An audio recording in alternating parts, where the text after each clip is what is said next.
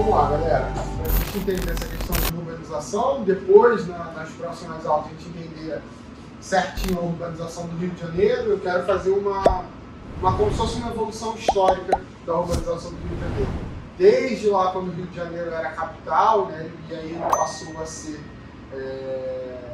uma cidade de fato, até os dias atuais, os eventos mais recentes. Eu não lembro se eu cheguei a tocar com vocês a questão dos grandes eventos, da Copa do Mundo, das Olimpíadas, do que isso afetou na urbanização do Rio de Janeiro. Mas a gente precisa entender primeiro os conceitos que envolvem a urbanização, né? A gente vai falar um pouquinho de crescimento urbano, de sítio urbano, gentrificação. O que é um processo de gentrificação, por exemplo? Então, a primeira coisa que a gente tem que entender é a diferença do crescimento urbano e do processo de urbanização. O crescimento urbano, essa junção de duas palavras aqui, ela está falando do crescimento físico. Uma cidade crescer o raio de quilômetros daquela cidade, então está falando do físico. Já quando você fala especificamente de urbanização, você está falando do conjunto que leva àquele crescimento. Então, uma urbanização, ela vai ser feita ou de uma forma acelerada, né, e aí vai acarretar uma série de problemas que a gente vai ver no próximo quadro, ou ela é feita de uma forma, né, pausadamente, com calma, assim como os primeiros países que tiveram sua revolução industrial lá na Europa, principalmente Inglaterra, ela teve. Então foi uma urbanização mais planejada, diferentemente do que acontece no Rio de Janeiro. Então, uma cidade, a gente tem que entender que é uma junção de pessoas mais capital. Não há cidade sem pessoas, nem capital, certo? E aquelas pessoas, elas vão movimentar o capital, né? O dinheiro. A cidade, ela se faz do dinheiro. Nós vivemos de um modo econômico capitalista. Então, o dinheiro é fundamental para que aquelas pessoas habitem aquela região, ou para que elas trabalhem naquela região. A gente vai ver aqui um pouquinho sobre o movimento pendular. Hoje, claro, o fluxo de trânsito saindo daqui para o Rio. De manhã, trânsito para lá.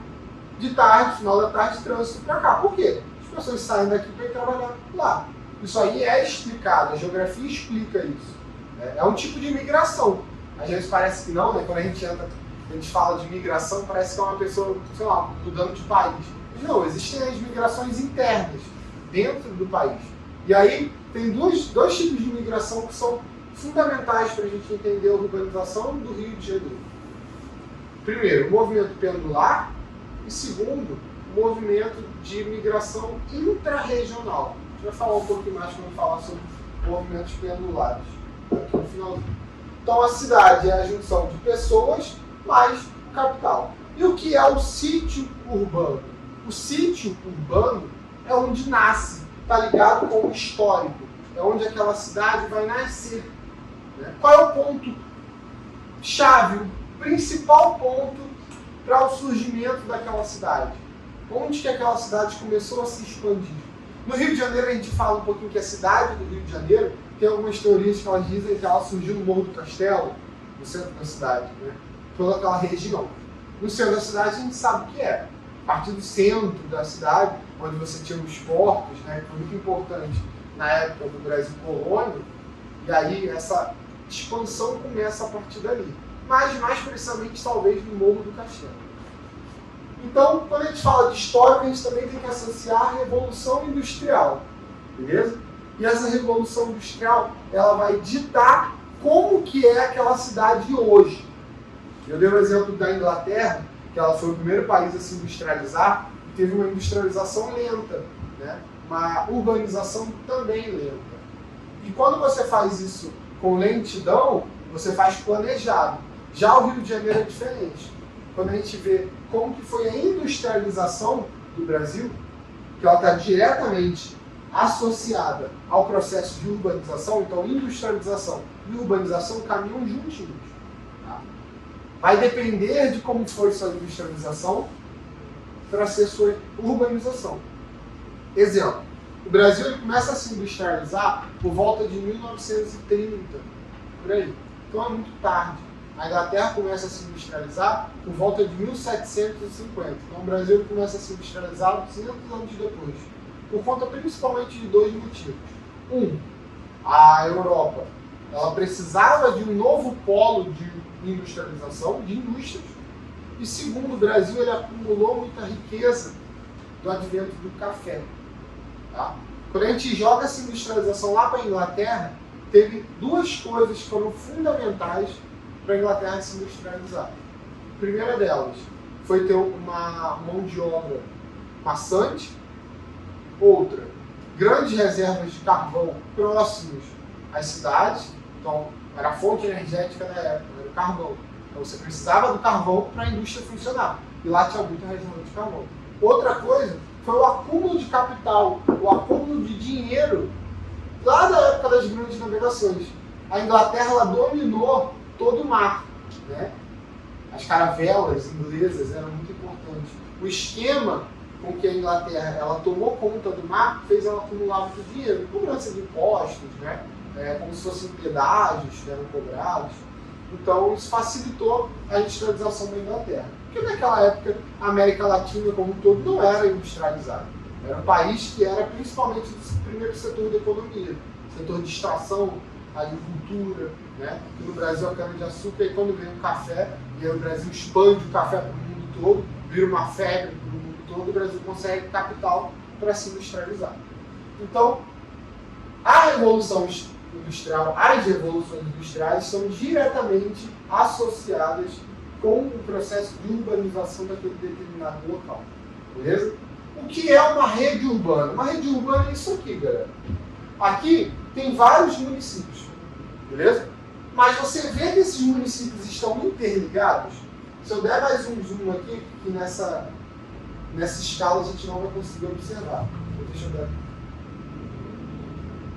Por exemplo, aqui nós temos a chamada Ponte Rio-Niterói. Correto? Ela é uma ligação direta entre dois municípios para conectar o quê? A rede urbana. Então uma rede, ela é uma rede de deitar.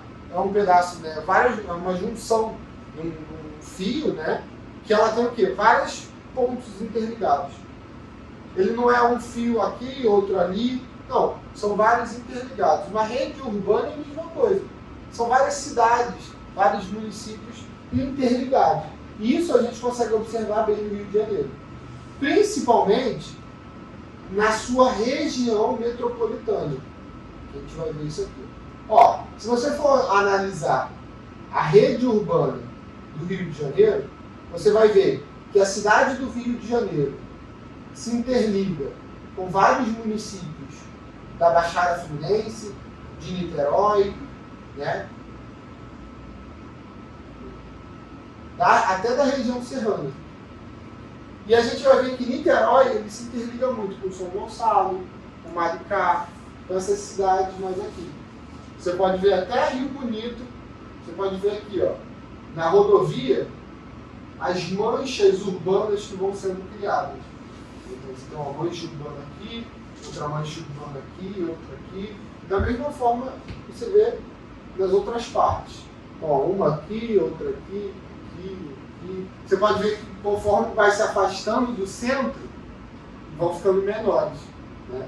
Por quê? O centro, a gente vai ver aqui a questão da hierarquia, é onde vai concentrar mais capital e mais pessoas. Por isso que a gente chama da cidade do Rio de Janeiro, essa grande cidade, a capital do nosso estado. Então, fixos e fluxos. A cidade, a rede urbana é formada por fixos e fluxos.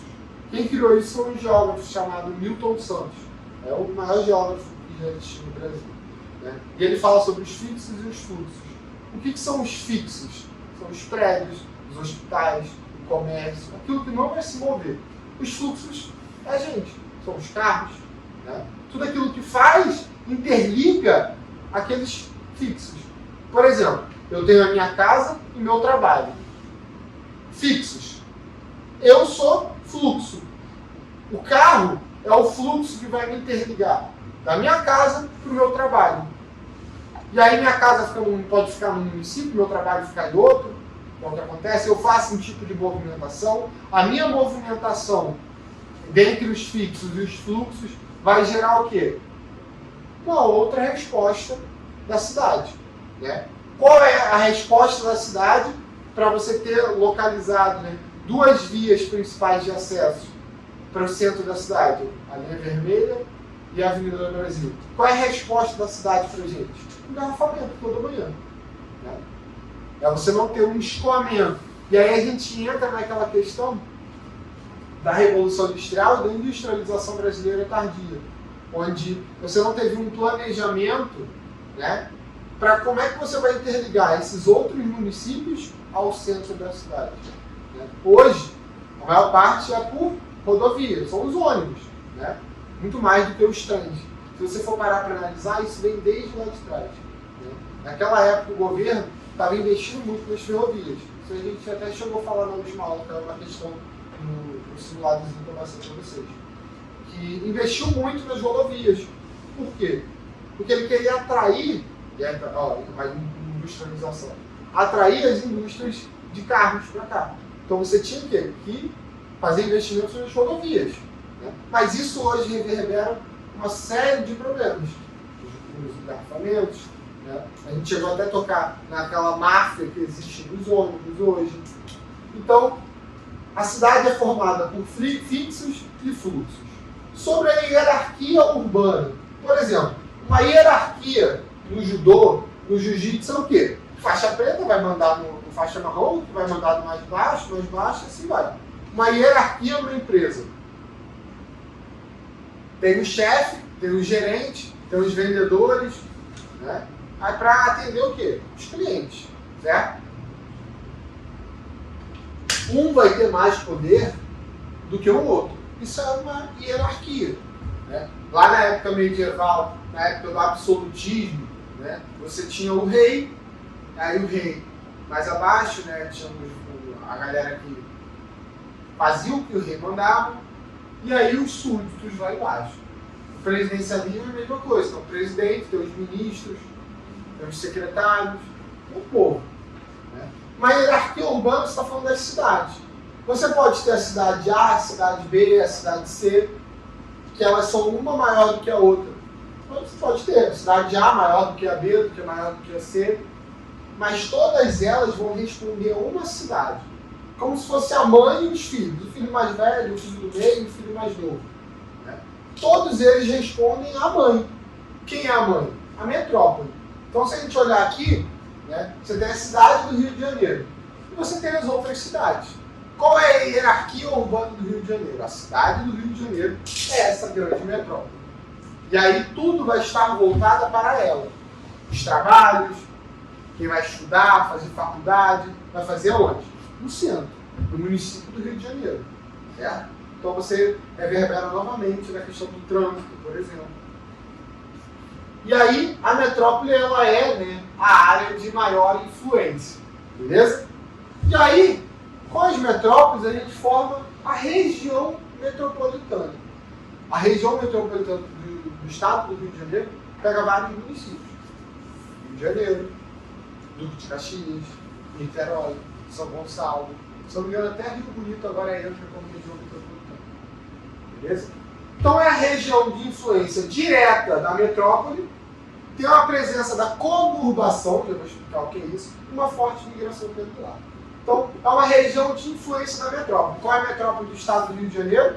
A cidade do Rio de Janeiro. Quais são os municípios que eles estão tendo influência direta do Rio de Janeiro? Os municípios ao seu redor. Né? Então, você pode ver aqui. Ó. O que é a conurbação?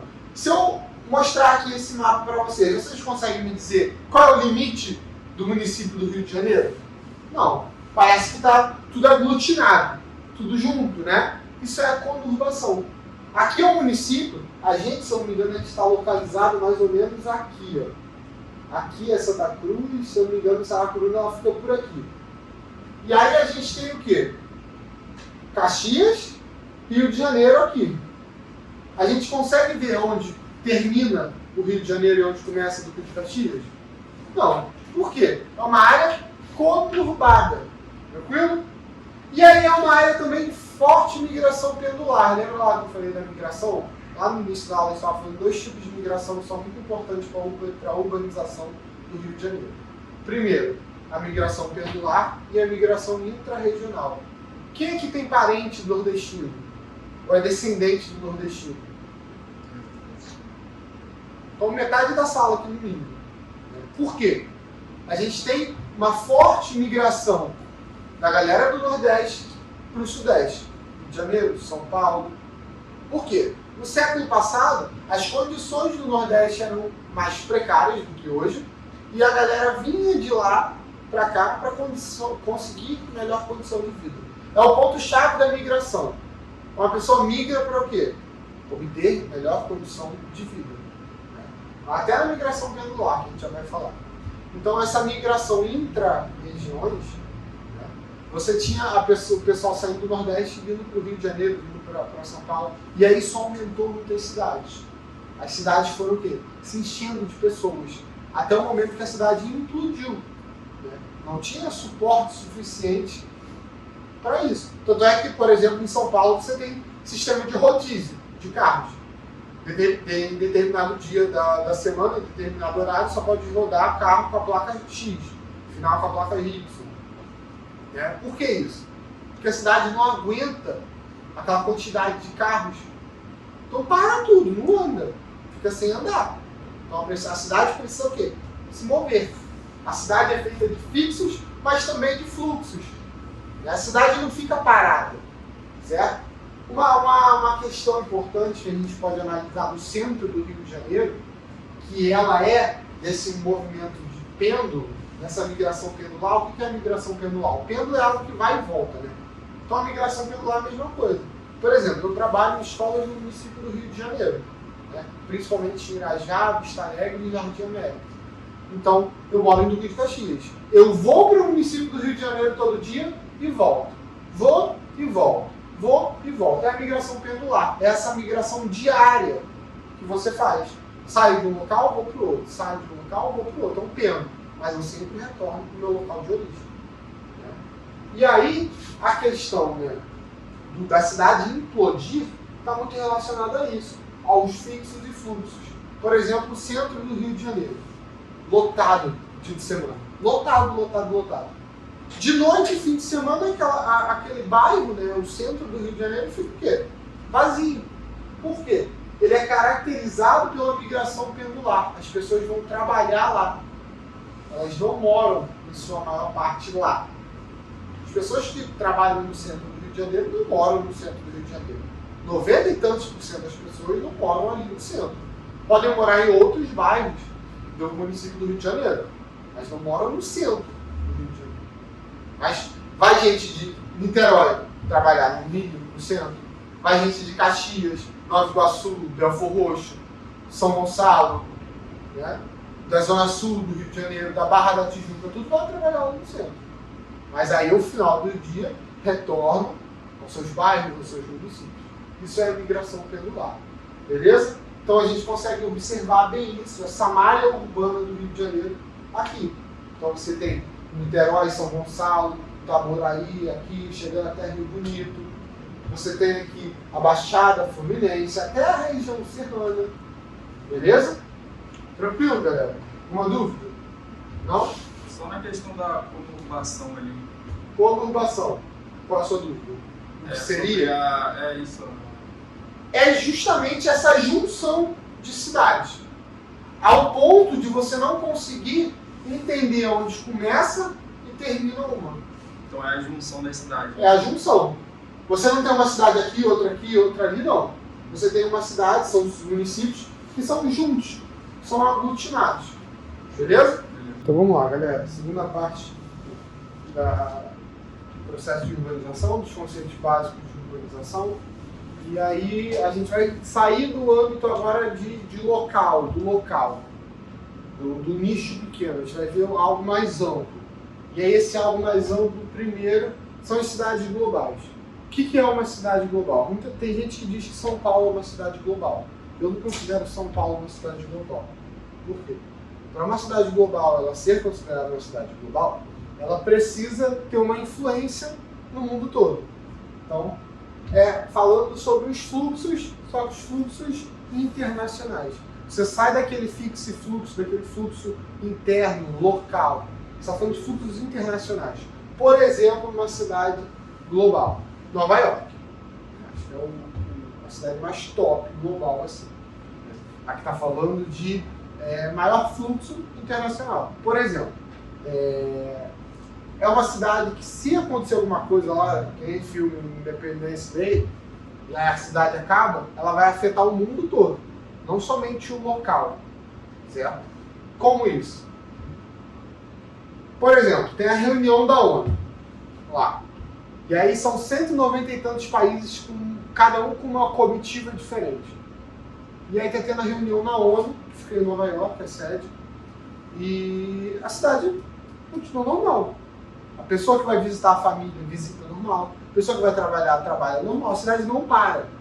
Você está tendo uma comitiva de chefes de estados de 193 países, com 100 mil pessoas na cidade, a mais, e a cidade funciona normalmente. A cidade não para. Por quê? A gente está acostumada com o fluxo internacional. Então tem eventos gigantes. E agora tem um evento desse, sei lá, Rock in Rio no Brasil, no Rio de Janeiro. A cidade para. A pessoa que vai trabalhar no dia que vai ter Rock in Rio, e ela precisa sair da Barra da Tijuca para o centro do Rio de Janeiro, ou sair da Barra da Tijuca, onde acontece o evento, para algum outro local, não consegue se deslocar. São várias vias fechadas, né? Tem todo um esquema. Já uma cidade global não sofre com isso. Uma cidade global está acostumada com esses fluxos internacionais, com esses fluxos sem ser os fluxos locais normais, sem o seu dia, o vai e vem do dia a dia. Beleza? E aí, para ser considerada uma mega cidade, aquela cidade ela deve ter mais de 10 milhões de habitantes. As cidades brasileiras, como São Paulo e Rio de Janeiro, elas vão começar a chegar nesse parâmetro mais ou menos em 2030, 2040. Beleza? Vai ter 10 milhões de pessoas numa cidade só. Então, uma mega cidade, ela concentra uma população muito elevada. E essa população, além de habitar, ela precisa viver. Para viver, ela precisa trabalhar, ter moradia. Né? E isso, com o contingente populacional hoje do Rio de Janeiro, a gente ainda não consegue ter. A gente vai ver todo o problema aqui da urbanização, mais da segregação espacial, da hipertrofia do setor terciário. Então, a gente tem nessas megacidades, elas têm que comportar 10 milhões de pessoas. Muitas vezes não acontece isso, até com menos. O problema do Rio de Janeiro ele acaba tendo essa fuga para outros municípios. Por quê? Porque o município do Rio de Janeiro não comporta a quantidade de pessoas que vão trabalhar lá. Né? E nem o poderio financeiro dela. A gente vai ver isso um pouquinho mais para frente. Macrocefalia urbana é a junção de duas coisas. O crescimento acelerado de um determinado local, mais a falta de planejamento. Perfeitamente o que aconteceu com o Rio de Janeiro. Cresceu muito, rapidamente. Não teve planejamento. E aí você tem o que como resultado? Vê se não se encaixa com o Rio de Janeiro. Violência, desemprego e trânsito congestionado, eu colocaria uma a mais aqui. Né? Falta de moradia para todos. E a falta de moradia para todos acaba gerando o quê? A segregação socioespacial. Para falar daqui a pouco. Então, a macrocefalia urbana acaba gerando isso aqui, que é perfeitamente o que a gente tem no Rio de Janeiro. Você tem violência, desemprego, trânsito caótico, né? Tudo isso por conta do crescimento acelerado e de uma falta de planejamento para a cidade existir. Beleza? Hipertrofia do setor terciário. Isso aqui é um ponto interessantíssimo. Quando o setor terciário, que é o setor do comércio, é o setor dos serviços, ele acaba aglutinando muita coisa, juntando muita coisa, e ele acaba hipertrofiando. O que seria isso? Não aguentando mais a quantidade de serviços, de indústrias naquele determinado espaço. E aí a gente tem um surgimento, né, e o crescimento de duas coisas. Da informalidade, cada vez mais a gente vê as pessoas trabalhando no informal, correto? Seja no iFood, seja no Uber, qualquer trabalho que não seja por carteira assinada, um trabalho informal. E a fuga de indústrias. Hoje, uma indústria, quando ela vem se instalar no estado do Rio de Janeiro, ela vai se instalar lá perto do centro da cidade? Não, porque não tem como. Não tem espaço, né? E aí o espaço que tem se torna um espaço muito caro. Então ela vai se instalar onde? Uma cidade que está recebendo muita indústria, que é bem afastada. Resende. Resende acaba recebendo, Resende e Volta Redonda, muitas indústrias. Justamente porque no centro não tem como. Então essas indústrias elas acabam escapando para áreas mais afastadas do estado. Ainda assim ela vai conseguir atender o município do Rio de Janeiro, que é uma distância que pode ser percorrida em pouquíssimas horas. Mas ela não consegue estar no centro, mas consegue estar ao redor, próximo. Beleza? São cidades com um porte legal. Vai apresentar melhorias na cidade, no trânsito, que vão permitir com que a indústria permaneça ali. Beleza? E a segregação socioespacial, o que ela é?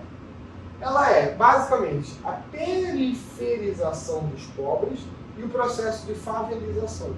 Hoje, uma pessoa que trabalha no centro da cidade, todo mundo que trabalha no centro da cidade, tem condições de morar próximo, sei lá, morar numa zona sul, por exemplo, é bem próximo, você tem metrô interligado, sabe? Você não precisa pegar o trem lotado, o metrô é cheio também, mas você tem um conforto maior, você está mais próximo, tem várias estações, né?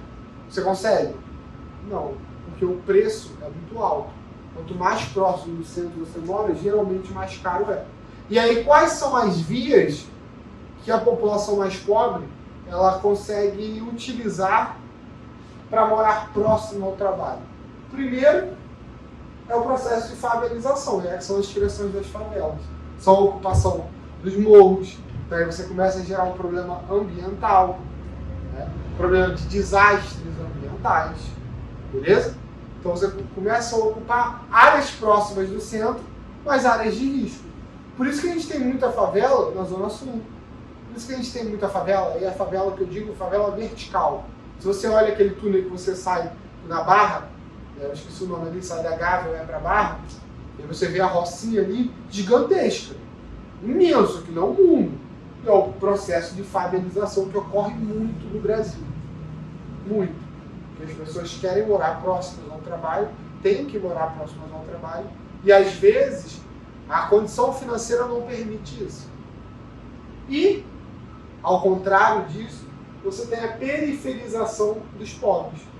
É os pobres morarem na periferia. A periferia aqui no Brasil a gente sempre associa algo ruim, lá fora não é assim. São as áreas periféricas da cidade. Aqui a periferia, geralmente, ela vai ser uma área com menores condições de vida. Certo? A pessoa vai morar numa Baixada Fluminense, por exemplo. Ela vai morar na Baixada Fluminense ou ela vai trabalhar no centro do Rio de Janeiro. Por quê? Ela não tem condições de morar lá. Beleza? Uma dúvida?